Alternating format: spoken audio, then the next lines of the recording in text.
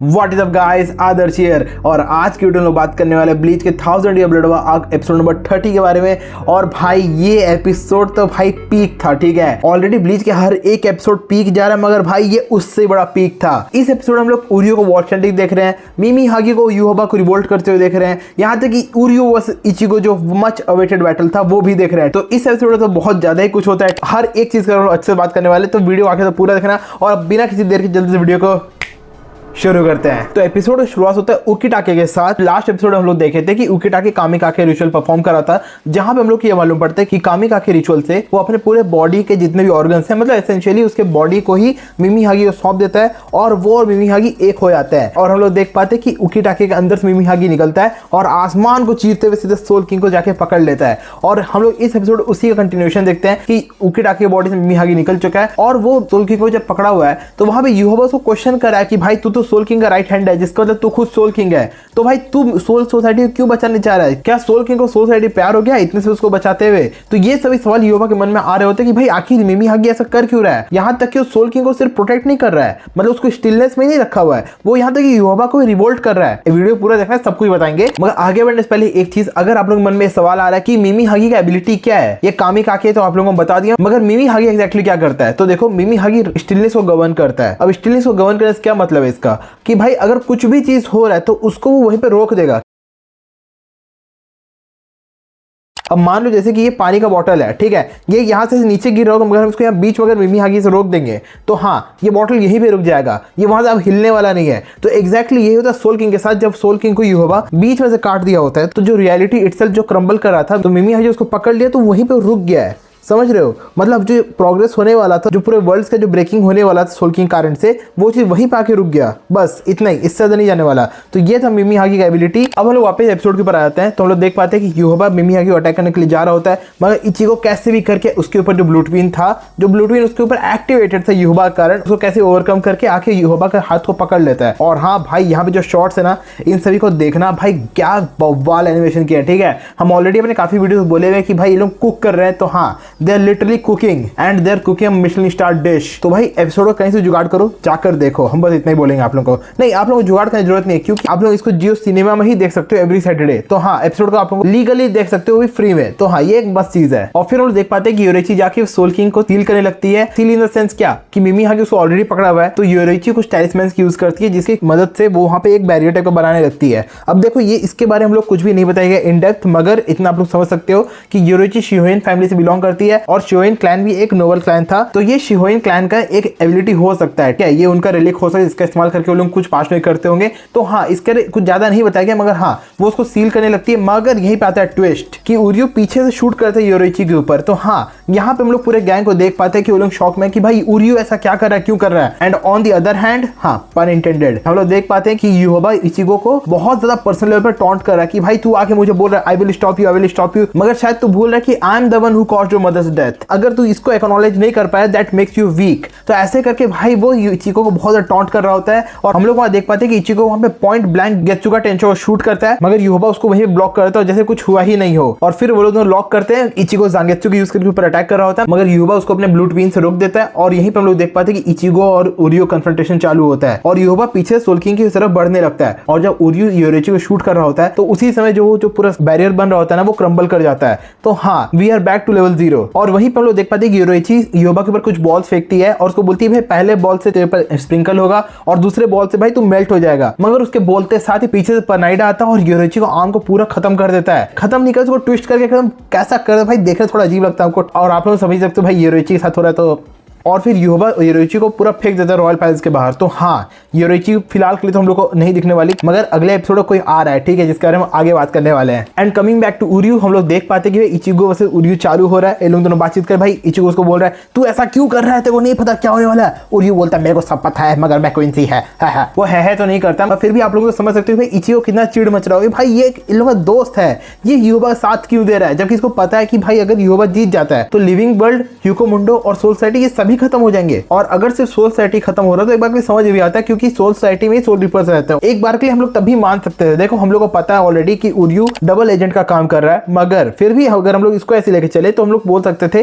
कि हाँ सारे सोल रिपर्स खत्म हो जाएंगे, क्विंसीज आएंगे, तो हाँ वो एक चीज हो सकता था, मैं इवेंचुअली वो वर्ल्ड को खत्म ही कर देता। तो हाँ यहाँ पे इचिगो और उर्यू का लड़ाई चालू होता है, जो कि भाई बहुत ज्यादा जबरदस्त है। और आगे चल के हम लोग देख पाते हैं कि भाई उर्यू अपना वॉल स्टैंडिंग एक्टिवेट कर दिया है। तो हाँ आप लोगों को उसका वॉल स्टैंडिंग का डिजाइन कैसा लगा आप लोगों को बताना। और देखो अगर आप लोग हमको पूछते हो तो हाँ थोड़ा सा हमको लैक लस्टर टाइप का लगा, हमको नहीं पता हम क्या एक्सपेक्ट करके चल रहे थे, मगर हाँ थोड़ा सिंपलिस्टिक तो लगा है हमको। मतलब अगर हम लोग उर्यू को वॉल स्टैंडिंग के बारे में बात करें तो हाँ उसका रिवील अगर कुछ इचिगो के बांकाई की तरह होता, जो हम लोग सोल सोसाइटी आर्क में देखे, तो जिस तरह से अपना बांकाई को रिवील करता है, तो हाँ अगर उस तरीके का कुछ हम लोग को ऑरा आता, कुछ वाइब आता वहां से, तो ज्यादा मजा आता। मगर फिर भी ये खराब नहीं है, अच्छा ही है। मगर on the other hand Orihime, Chad और गांजू इन लोगों का शूट शफल के साथ फेस ऑफ होता है। आप लोग समझ रहे हो ना, यूहोबा के रॉयल गार्ड्स, एस्केन, परनाइडा, जेरार्ड और लिल बैरो। तो हाँ भाई क्या होगा यहाँ पे, तो यहाँ लॉर्ड चैड वापस से अटैक करते हैं, मगर कुछ भी नहीं होता उससे। और उसके हम लोग देख पाते हैं इवेंचुअली गांजू कुछ तो ढंग का काम करता है कि भाई उन सभी को सैंड में बरी कर देता है।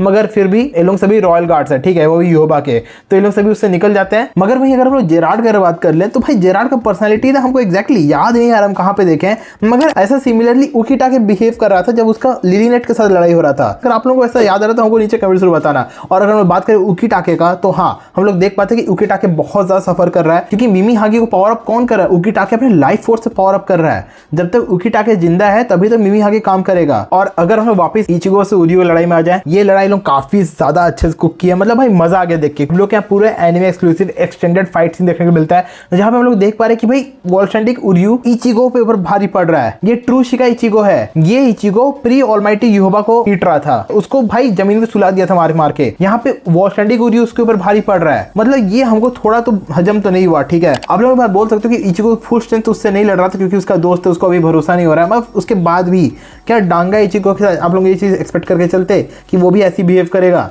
भाई डांगा इचिगो पर कोई अटैक काम नहीं कर रहा था। यहाँ पे इचिगो को हम लोग डैमेज लेते हुए देख रहे हैं। डांगा इचिगो पर सिर्फ आइजन का एक बहुत ही ज्यादा एम्ड अप अटैक लैंड हुआ था, जिसको वो अपने एक हाथ से रोका, उसके बाद वो देखा भी नहीं अपने उस हाथ को, नहीं उससे उसको कुछ फर्क ही नहीं पड़ रहा है। वो सीधे म्यूगेत्सु यूज करता है और भाई खत्म करता है। अब देखो एक वीडियो ऑलरेडी हम रिकॉर्ड कर चुके हैं, ठीक है, मगर इसके देखने के बाद अब तो हमको पर्सनली लगता है कि भाई डांगा इचिगो ऑब्जेक्टिवली ट्रू शिका इचिगो से ज्यादा ताकतवर था। हो सकता है आप लोग हमसे डिसएग्री करो, मगर अगर आप लोग हमसे पूछो तो हमको लगता है कि ट्रू शिका इचिगो डांगा इचिगो के नीचे है, और जो हॉर्न ऑफ सैल्वेशन फॉर्म है वो और डांगा इचिगो सिमिलर लेवल पर है। हॉर्न ऑफ सैल्वेशन उसके डांगा इचिगो और म्यूगेत्सु के बीच में आएगा, तो हाँ हमको लगता है कुछ ऐसे ही होने वाला। आप लोग क्या लगता है हमको नीचे कमेंट्स में बताना। मगर ये लड़ाई हम लोग कंप्लीटली नारुतो वर्सेस सास्के वाला वाइब दे रहा था, ठीक है, कि नारुतो सास्के, नारुतो सास्के। तो हाँ कुछ कुछ हमको तो वैसा ही वाइब आ रहा था, जहाँ पे इचिगो चिल्ला रहा इशिदा इशिदा और उर्यू बोल रहा बोकुआ क्विंसी, बोकुआ क्विंसी। अरे भाई ठीक है तू क्विंसी है मान लिए, मगर फिर भी इतना रट क्यों लगाए रखा भाई। और यहाँ पे हम लोग ऑल टुगेदर उर्यू को एक नया अटैक यूज कर सकते हैं, जिसका क्लैश होता है इचिगो गेत्सुगा जुजुत्सु के साथ, जिसको इचिगो ऑलरेडी पुश कर देता है, मगर वो उर्यू को डैमेज नहीं पहुंचाता, क्योंकि उसको भी भरोसा नहीं हो रहा है कि उर्यू यूहोबा को ज्वाइन कर चुका है, वो इस बात को डाइजेस्ट नहीं कर पा रहा। मगर ऑन दी अदर हैंड उर्यू अपने एक अटैक करता है, जहां पर से इचिगो का एक चंक ऑफ बॉडी पार्ट गायब हो जाता है। और इस पूरे लड़ाई को हैशवॉल्ट देख रहा होता है कि भाई मैं सब देख रहा हूँ, ठीक है, तू इन लोगों को गोली दे सकता मगर मुझे नहीं। अब जो लोग मांगा पढ़े उन लोगों को मालूम हुआ कि हैशवॉल्ट और उर्यू को भी लड़ाई होता है, और भाई वो लड़ाई पूरे रात भर चलता है। रात भर इन द सेंस क्या, मतलब अराउंड 6-7 घंटे को लड़ाई होता है। जब सुबह होता है तब जाके हैशवॉल्ट और उनका लड़ाई खत्म हो रहा होता है। अच्छा छोड़ो, इस बारे में हम लोग अलग वीडियो बात कर लेंगे। मगर हाँ इस लड़ाई को आप लोग जाकर देखना कि भाई ये लड़ाई बहुत ही ज्यादा सही है, ठीक है। हमको तो पर्सनली मजा आ गया, हम और भी ज्यादा हम लोग को देखने मिलता तो और भी अच्छा लगता। मगर हाँ हम लोग को पता है कि इन लोग बैटल टू डेथ तो नहीं है करने वाले हैं, क्योंकि उर्यू का एजेंडा कुछ और है। इचिगो उसको मार नहीं सकता है क्योंकि उसको अपना दोस्त मानता है, मगर उसके बावजूद भी ये लड़ाई थोड़ा बहुत क्लोज लगा। मगर हमको अभी भी बिलीव नहीं हो रहा है कि ट्रू शिका इचिगो इतना पुश हो सकता है। मानते हो होल्ड बैक कर, उसके बावजूद भी इतना ज्यादा पुश बैक तो नहीं होना चाहिए था। और अगर हम लोग वापस से यूहोबा के ऊपर आ जाए तो हाँ उसका और मिमी हागी का फेस ऑफ चल रहा होता है, जहां पे इवेंचुअली जाकर वो मिमी हागी को मार देता है। और वो सिर्फ मिमी हागी को मार नहीं देता है, वो वहां पे सोल किंग को भी एब्जॉर्ब कर लेता है। और हम लोग को लास्ट में एक छोटा सा ग्लिम्स दिया जाता है सोल किंग यूहोबा का। तो हाँ ये एपिसोड तो भाई कुछ ज्यादा ही स्पीड में मूव ऑन करता है, क्योंकि हम लोग यहाँ बहुत कुछ देख चुके हैं। उर्यू का Vollstandig, soul king completely मर चुका है, जिसको यूहोबा भाई वापस 2 हाथ से क्रॉस कर देता है। तो हाँ सोल किंग इतना ज्यादा पनिशमेंट क्यों सह रहा है भाई, वो आखिर क्या ही किया था पास्ट में कि उसको इतनी बुरी तरीके से ट्रीट किया जा रहा है। ठीक है। और सिर्फ इतना ही नहीं, हम लोग देख पाते हैं कि सोल किंग को योबा ऑलरेडी एब्जॉर्ब कर चुका है और हम लोग सोल किंग योबा का एक ग्लिम्स भी पा चुके हैं। और आई एम प्रेटी श्योर कि नेक्स्ट एपिसोड उकिटा के साथ पूरा कंप्लीटली मर भी जाएगा, जो कि हम अभी भी नहीं चाहते हैं। ठीक है, हमको उकिटाके बहुत पसंद है, मगर देखो कुछ चीजें ऐसी होती है ना जो हम लोग को पता होता है कि भाई हाँ ये सच है, मगर एक्सेप्ट करना मुश्किल होता है। तो सेम केस हियर, हमको पर्सनली बिल्कुल भी अच्छा नहीं लग रहा है उकिटा के साथ ये सब हो रहा है। मगर हम लोग पास एक बहुत ही ज्यादा तगड़ा वाला न्यूज है। हम लोग इस एपिसोड के एंड में एक पोएम सुनते हैं जो किसके आवाज में था, गेस करो, नीचे कमेंट्स में बताओ। नहीं कर पा रहे हो, हम बताते हैं। इस पोएम को आइजन बोल रहा था। तो हाँ, जश्न की तैयारी करवा लो, क्योंकि भाई अगले एपिसोड में हम लोग आइजन को देख पाएंगे। और हाँ, अगला एपिसोड सैटरडे को आ रहा है, सर सैटरडे को दिवाली है कि सर छोटी दिवाली है, हमको नीचे कमेंट्स में बताना। तो हाँ भाई, eigen is finally coming back. और भाई अब क्या होता है, ये चीज एकदम देखने वाला है, क्योंकि मांगा से लोग काफी ज्यादा डेविएट कर रहे हैं। योरोइची कब का नॉकआउट हो चुकी है, ओरिही में चैड गांजू के साथ क्या हुआ एग्जैक्टली हम लोग को वो भी नहीं बताया गया है। सोल किंग खत्म हो चुका है, सोल किंग योबा आ चुका है, इचिगो इतना डैमेज ले चुका है, उकिटाके मरने वाला है। तो हाँ भाई, इन लोग स्टेक्स को बहुत ज्यादा हाइप कर दिया है, हम लोग को बहुत ज्यादा एंटिसिपेशन के लिए लोग छोड़ दिए हैं। तो गाइस, इस एपिसोड के लिए आप लोग क्या थॉट्स हमको नीचे कमेंट जरूर बताना। और वीडियो को लाइक कर देना। और चैनल पे नए हो तो प्लीज सब्सक्राइब कर लो, क्योंकि इंडिया में ब्लीच एपिसोड का ब्रेकडाउन सबसे पहले इसी चैनल पे होता है। और इस एपिसोड में काफी ऐसी चीजें हैं जिनके ऊपर हम अलग अलग वीडियोस लेके आने वाले। तो अगर आप लोग उनको मिस नहीं करना है तो हाँ प्लीज सब्सक्राइब कर लो। हम लोग को 1000 सब्सक्राइबर्स भी तो रीच करने हैं। और हाँ, आप लोग चाहो तो हमको इंस्टा पे फॉलो कर सकते हो, क्योंकि हम सोच रहे हैं वहां पे कुछ स्टोरीज और रील्स डालने चालू करें। तो गाइज, हम लोग मिलते हैं अगली वीडियो में। Thank you so much for watching, take care, good bye.